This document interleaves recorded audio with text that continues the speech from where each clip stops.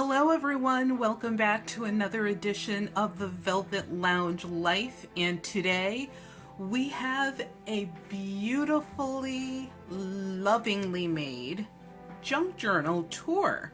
So we're going to just do a tour of this junk journal. I will talk about some of the things that I made that are inside of it, but not in great detail. So if there's anything that you want me to do a separate tutorial on, please leave a comment down below.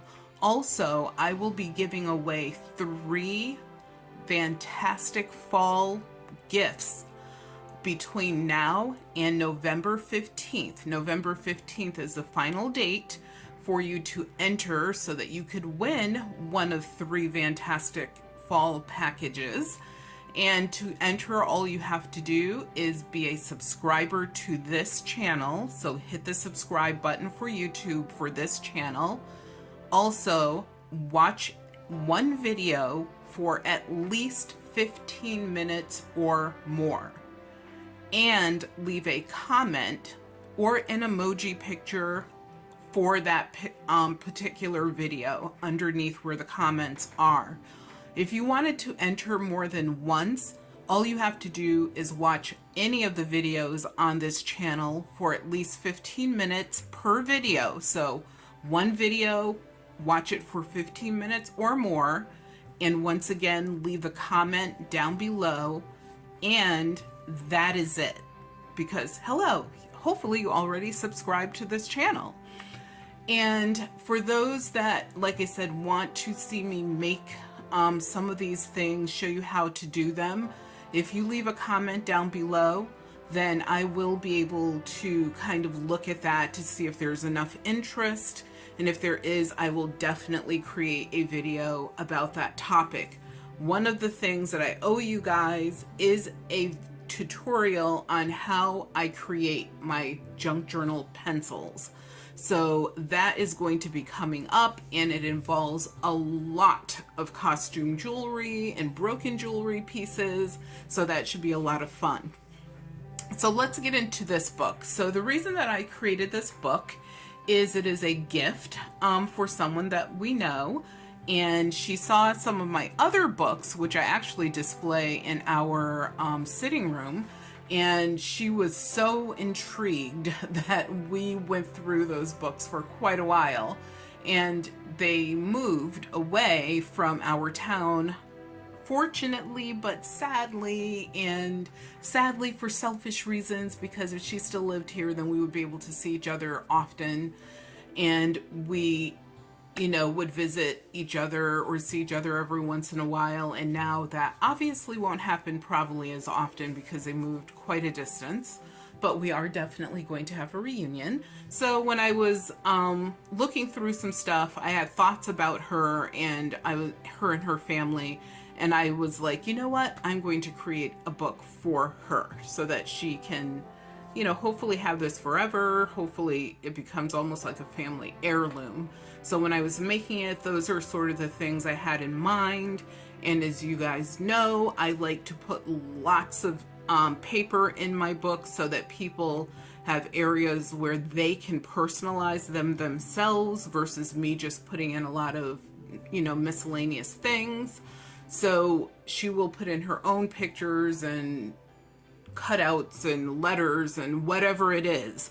But my books, as you know, are always a little bit unique, whereas they don't necessarily follow one particular theme from the front cover to the back page.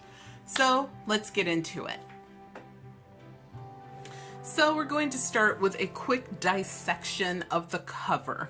So the cover is made of a lot of different elements, as you can see. There's some lace that goes around the entire cover from the inside, as well as material that I formed to the inside of the cover as well. And then I simply fringed it myself.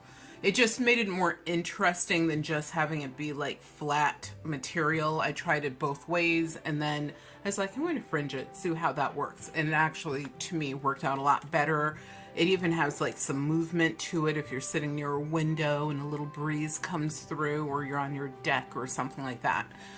And I also used some book covers, but what I did with the book covers, I used like two different methods. So one, here is the full book corner.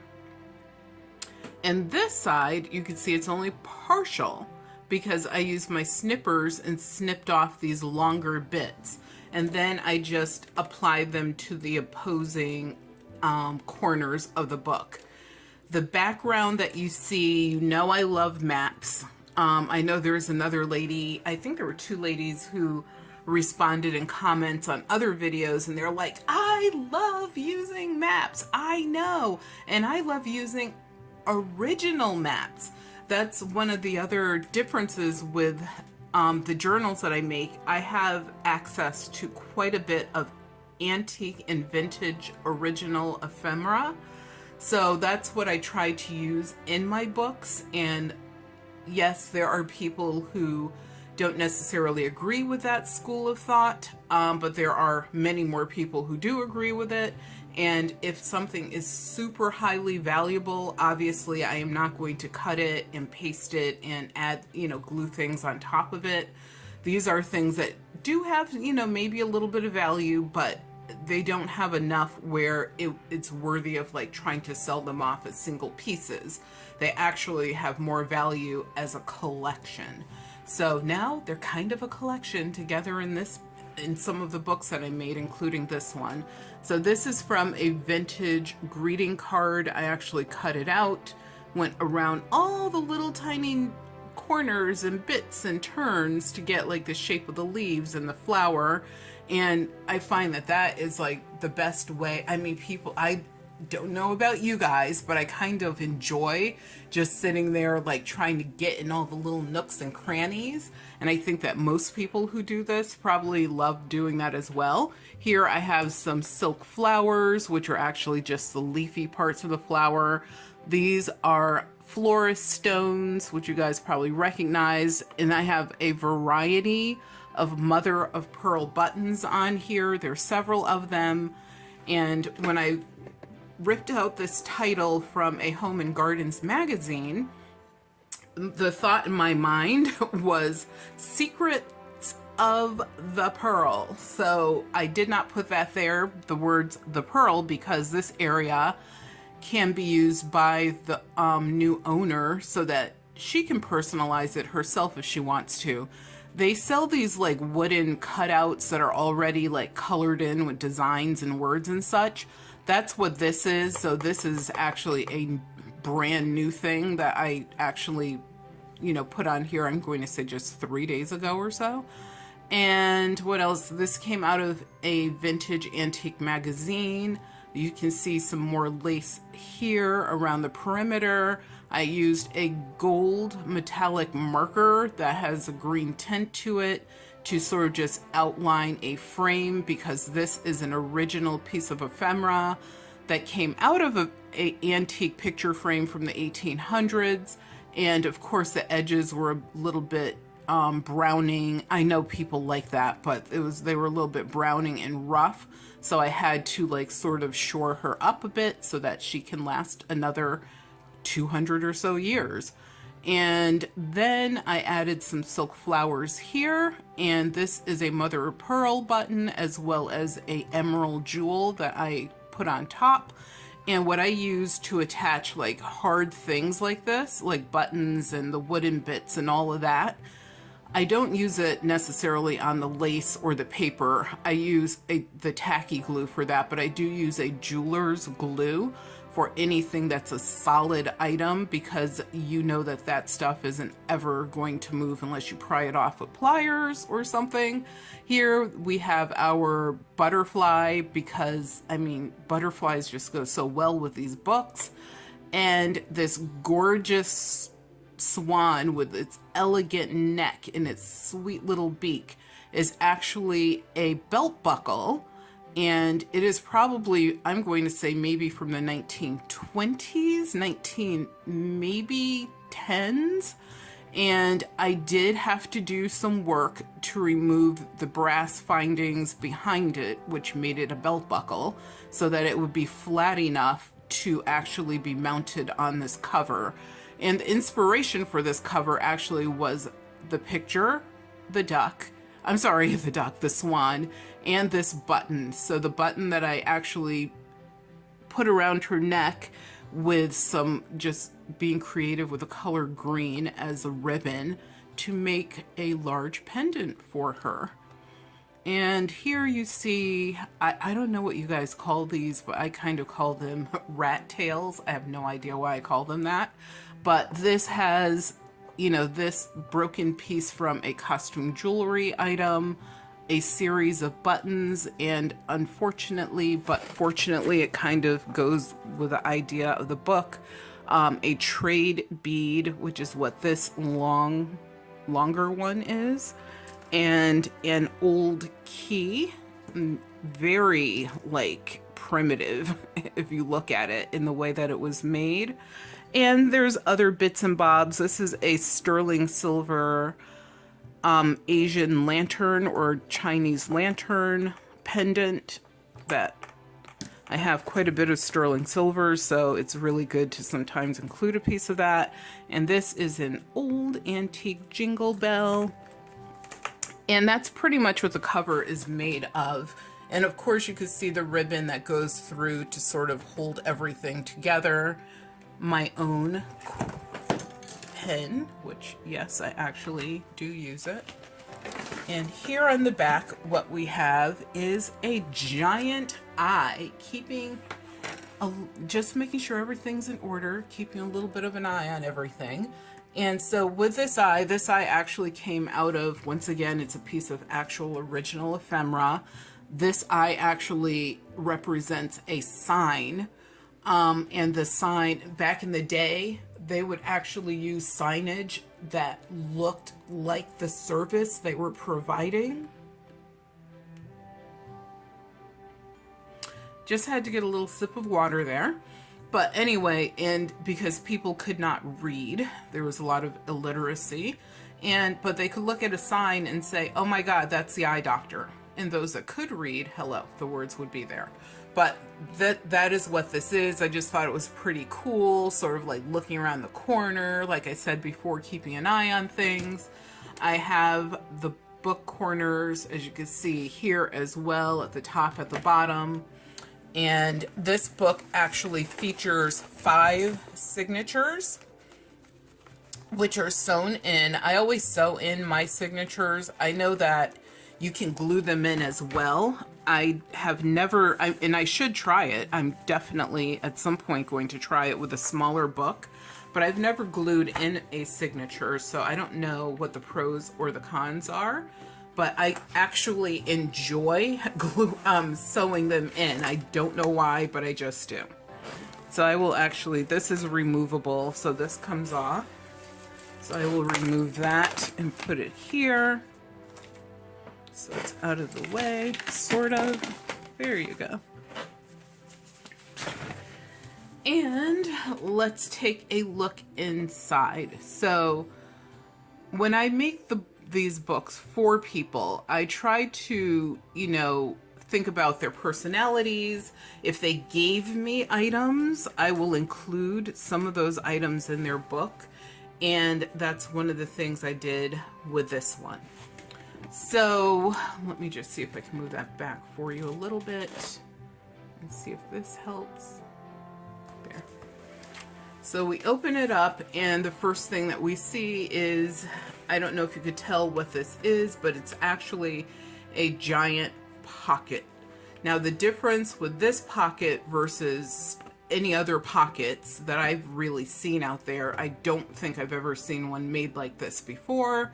And I've watched many, many videos, but this depicts a piece of a sampler. Actually, it's the entire sampler, but obviously this is in paper.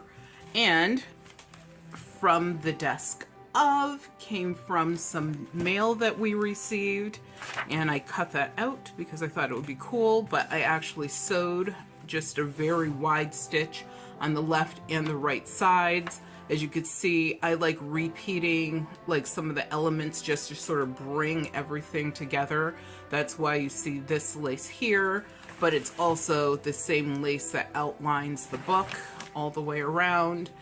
And here is just some old stamps. It even has the old Cancel USA at the top, which is, yes, ephemera. They're old stamps and they're real.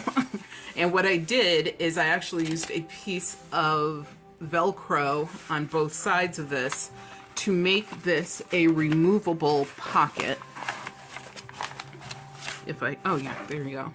So I made it so that the pocket, that's what I think that makes it different, is this pocket is removable. And apologies if you hear my chair squeaking. If you've been to this channel before, you know that once in a while you hear the chair squeak. And here we have some satin ribbon at the top, at the bottom. One of the things I have to get into is like ironing a ribbon, which I just never do. Here, nice, gigantic pocket. You could put a lot of things in there, from booklets to pictures to recipes to whatever. This is what the back of it looks like. This is an Egyptian picture that came out of, once again, a history book. I'm telling you guys, look for old history books. They are out there. You can find them at flea markets for like $2 for $1. And these books are from like the 1800s and very early 1900s. Some of the content is, of course, disturbing, just like a modern day history book, since the history that we were taught is basically modified and faked up just to make other people feel good. But they do have some really amazing pictures and a great source for maps. So, and I'm talking like fold out maps, like great maps. So we have that, and this, so that's what this pocket is. And as you can see, the construction is simple. I used some scrap pieces that I had, and it even says do not bend here, but can you see that? And what I did is just made basically a band for the back. And this is actually goes from here to here, and you simply slip it over,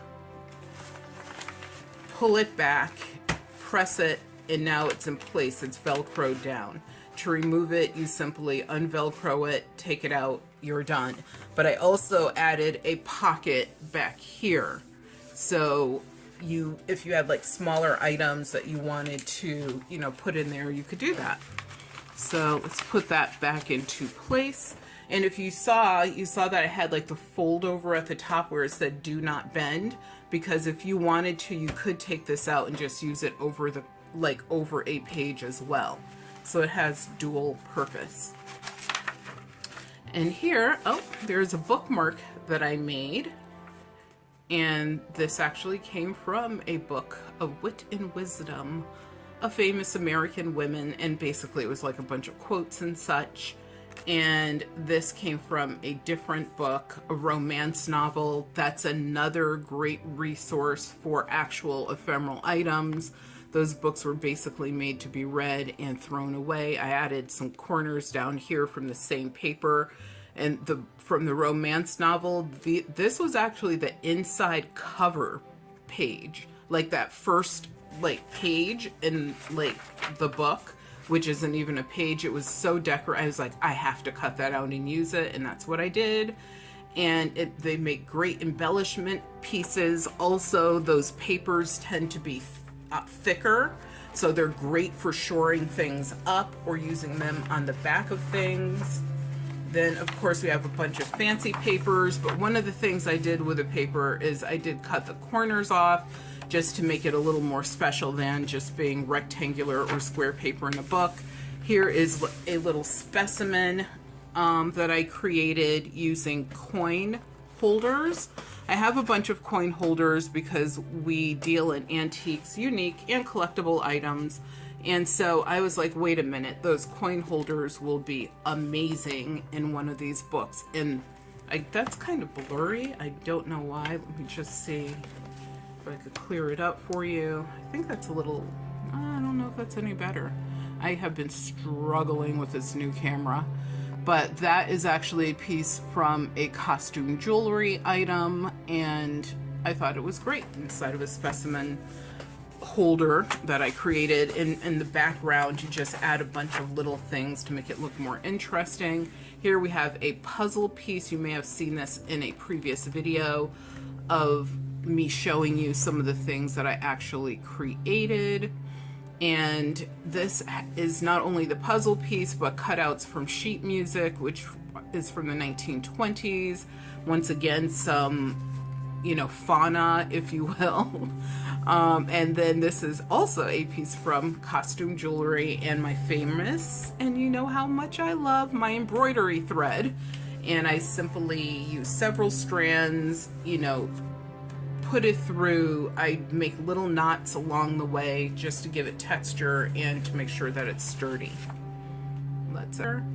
And my neighbor has been mowing the lawn. I'm not lying to you guys. His lawn for, I'm going to say he's been out there for maybe over 3 hours now. Our lawn is huge. His lawn is also large, but our landscaping guy could cut our lawn in less, I'm going to say less than an hour and 20 minutes. And then they maybe do like another 20 minutes of trimming. But this guy, he said that he has an issue, so I guess he has an issue. But here I made this, I guess I'll call it a tag, but I added all this crazy ribbon to it, a feather that I told you guys before, we get feathers from the turkeys and the birds that go through our yard and our woods and gardens. So when I'm out there, I look to see if there are any, and yay, I got like a few that day, so I decided to add one to this. And especially, hello, it's talking about protecting wildlife in the rainforest, it fits. And these are actually little beads. And here I have a pocket, so put your stuff in it, but it's all lacy, and of course you know me and the sentiments. Here we have another pocket. This one I actually put on the side, and in my own mind, the way I would use this pocket is basically for tickets, long skinny things.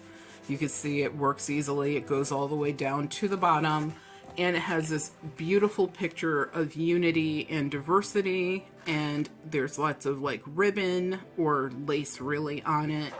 And once again, a repeat of this same material just to tie things in together. And then here I have this, I think it's super cute. You may have seen a video where I talked about making a bunch of stuff. And this is one of the things I made for this book with the cute little bunnies. And this comes from a 1934 children's book.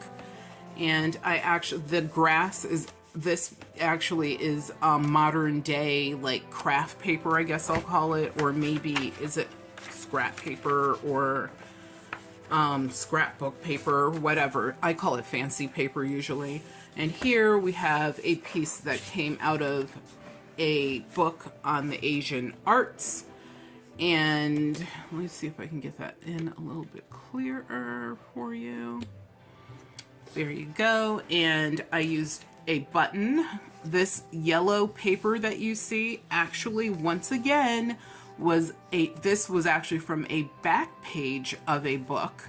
And I was going to keep this as a bookmark, but I decided to put it in this book as a belly band. And so I left, you know, the little string on the top, and of course a button is there. I just thought it was like, and I did a little bit of fancy cutting with my fancy scissors, and the bits that I had left from here I simply glued down here to make it look, you know, better and more cohesive.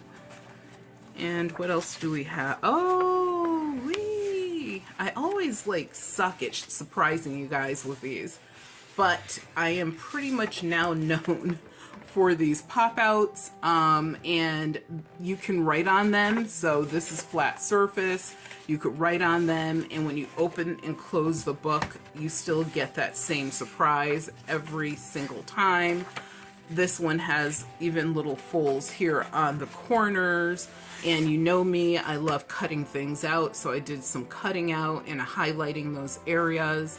This is actually made of wood, this little star.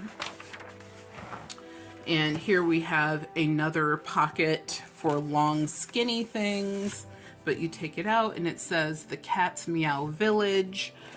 you could just leave it like that if you want to, or you can actually, I'm a user, so I would actually use the spot to put your items in. This is really hard when you're doing this with one hand. I need an assistant, I think. There you go. But there's also like a little cartouche down here where the new user could actually write things. Obviously, anywhere that there is a space that you could write, paste, glue, draw, I don't know, whatever in these books, you can do that. That's the purpose. And here is a actual tag that isn't glued down or anything. You see it has a lace, it has one of those wooden postage things. I hate calling them buttons because they can never be used as buttons. This is a domino, and the dominoes actually have butterflies on them. There's 5 butterflies, one in each corner, one in the middle. Yeah, I tried colorizing it. I don't think this is like a huge success, but if the next time I use these, colorize them, I would just leave them as is. And then I have these tiny little glass beads that actually frame the whole thing out, and this frog that I cut out of another children's book. And here we have a page full of advertising. I don't know why, but when I was starting to make these books, I was like, I have got to somehow fit in an advertising page. I finally did it. Here it is. So this one, I made it so that this flips so that, you know, you could have your secret writing area. And also there's a little bit of print here. And of course you have this, and then here is another advertising item, and go figure, yeah, to an antiques alley. And this pocket, which just says calendar on it, but it goes all the way over to the left and the right. So you can use that. These are all 100% actual antique ephemeral items that were used. And here on the back, we have another pocket. This one, and I kind of like having tags on my pockets so that I know and the user knows like where to enter the pocket, because sometimes you're trying to go this way when you really should be going to the other side or up, or maybe even it's the side pocket. So when you have like an extra tab here, it's kind of obvious like which way you should enter the pocket. This is made of wood. It's supposed to be like a little clock, and of course it's Dublin, Ireland, so it had to have a crown on it, meaning this page or this pocket, that's what it represents, because once again, what is this? A map. So it's part of a map. And then I actually, this came from a trip that we had to the Rainforest Cafe in Florida many years ago. And they gave us a bunch of postcards. I don't know why they gave them to us. And I remember thinking, like, what are we going to do with these postcards? And we put them in our craft closet. And now, guess what? Bits of it have been cut out and used to frame this map of Ireland. And here I have a little handmade plaque, I guess I'll call it. This is representing I was a creator of this book, and this is book number 11 that I've created. And this is something that was definitely over constructed in my opinion, and I'm the one that made it. So, and I'm always going to admit if I think that I've done something that, you know, maybe was overdone or not. So this, the way it's supposed to work is that there's okay, first of all, you could flip this and you could write, of course, here on the inside of this. It has a little bit of ribbon here. There's even a little piece here so that you could write that's hidden. And of course, you can see all of these gorgeous vintage stamps. And the sheet music area is Velcroed. So just to give you some ASMR. And lots of paper. Like you could just write until your heart's content. And then at the end of it, it says connected, sort of as a surprise. Down at the bottom, as you can see, it says business journal. But that's not all, you guys, because it's me. what you would do is lift this up, and you could hear that Velcro, so it's held in really well. And you have two hidden pockets back here. So you have this larger pocket, and then out of a vintage envelope, we have another pocket. And this envelope is actually from, I believe, France, Europe. And it has all the European stamps on it. But I also added the tabs here so that you can see as a user where to go in. But also on this side, hopefully, and I'm going to probably write something on this side, you know that there's like hidden storage underneath. And to close it up, you simply close it here, push the Velcro, and it's done. So that is what it took for me to make this book for someone who is very special, and I hope that it has many years of usage and enjoyment. And she has two daughters, so I'm pretty sure that you can see my books over there, that it will go, you know, be in the family, especially if they put their own items in it. But anyway, I really want to thank you guys for tuning in to another edition of the Velvet Lounge Life. Remind you to please subscribe to the channel, as well as enter into my 3 free fall, I'm calling them the Fantastic Fall giveaways. You don't have to pay postage or anything. It's just a way of saying thank you for being a subscriber to this channel and participating by watching a video for 15 minutes or more, watching multiple videos, and leaving comments. And of course, while you're there, if you could give me a thumbs up, that would be awesome too. So thank you guys so much. Remember that your health is your wealth. Without your health, you have absolutely nothing. So please, please, please take care of yourselves and enjoy your day.